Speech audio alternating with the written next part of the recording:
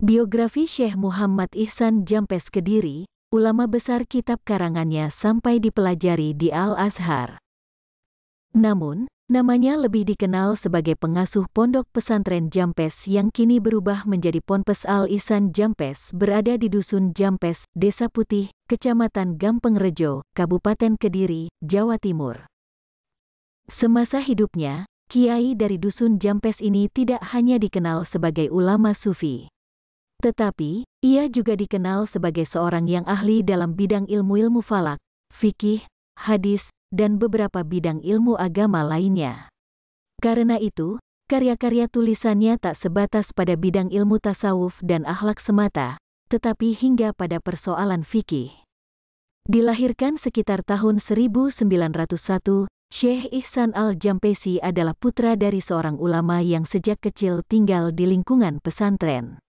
Ayahnya Kiai Haji Dahlan bin Saleh dan ibunya Istianah adalah pendiri pondok pesantren, Ponpes Jampes. Kakeknya adalah Kiai Saleh, seorang ulama asal Bogor, Jawa Barat, yang masa muda hingga akhir hayatnya dihabiskan untuk menimba ilmu dan memimpin pesantren di Jatim. Kiai Saleh sendiri, dalam catatan sejarahnya, masih keturunan dari seorang sultan di daerah Kuningan, Jabar, yang berjalur keturunan dari Syarif Hidayatullah atau Sunan Gunung Jati Cirebon, salah seorang dari 9 wali penyebar agama Islam di tanah air. Sedangkan, ibunya adalah anak dari seorang kiai Mesir, tokoh ulama di Pacitan yang masih keturunan Panembahan Senapati yang berjuluk Sultan Agung, pendiri kerajaan Mataram pada akhir abad ke-16.